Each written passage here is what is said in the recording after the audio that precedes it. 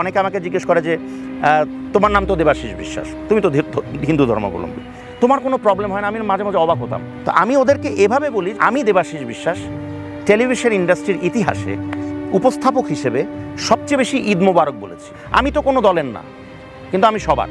শিল্পে রাজনীতি থাকতে নেই এবং শিল্পীদের রাজনীতি করতে নেই।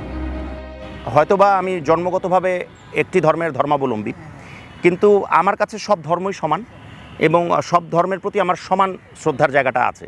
সে ছোটোবেলা থেকে এভাবে আমার বেড়ে ওঠা এবং আমি এভাবেই জিনিসগুলোকে দেখি। যদি হিন্দু ধর্ম বা যেটাকে আমরা সনাতন ধর্ম বলি এই কারণ ওটা হচ্ছে প্রথম ধর্ম, সবচেয়ে প্রথম ধর্ম, আর সবচেয়ে আধুনিক ধর্ম হচ্ছে ইসলাম, এরপর আর কোনো ধর্ম আসবে না।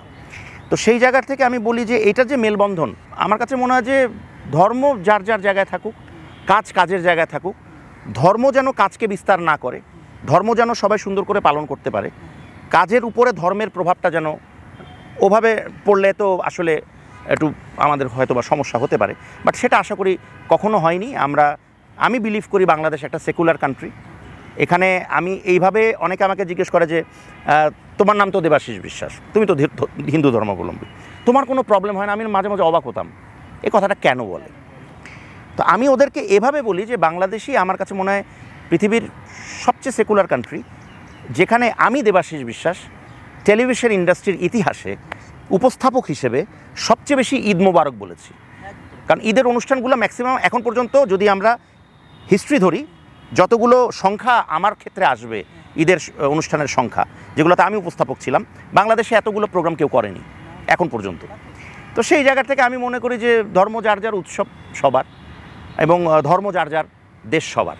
দুটো জিনিস বলে দিই, সেটা হচ্ছে যে শিল্পে রাজনীতি থাকতে নেই এবং শিল্পীদের রাজনীতি করতে নেই।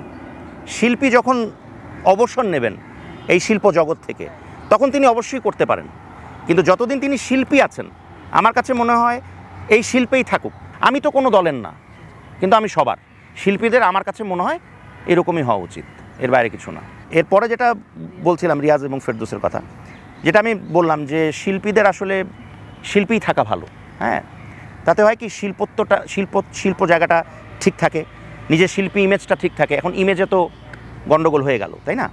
তো এটা আসলে অনভিপ্রেত, এটা আসলে অনেকে হয়তো বোঝেননি, বাট আমার কাছে মনে হয় বুঝুক আর না বুঝুক, মানুষের ওই শিল্পত্ব বা শিল্পিত্বটা যেন নষ্ট না হয়। আমার কাছে মনে হয় যে তারা অভিনয় জগতে ছিলেন, আজীবন অভিনয়ই করতেন। হ্যাঁ, সেটাই মনে হয় ভালো ছিল। কারণ আমার কাছে যেহেতু রিয়াজ ভাই বা ফেরদৌস ভাই আমার, যদিও এখন সামাজিকভাবে বা সার্বিকভাবে তারা দেশের একটা সমালোচনার জায়গায় ভীষণভাবে পড়ে গেছেন, বাট ব্যক্তি রিয়াজ এবং ব্যক্তি ফেরদৌস আমার খুব কাছের ছিলেন, আছেন এবং থাকবেন।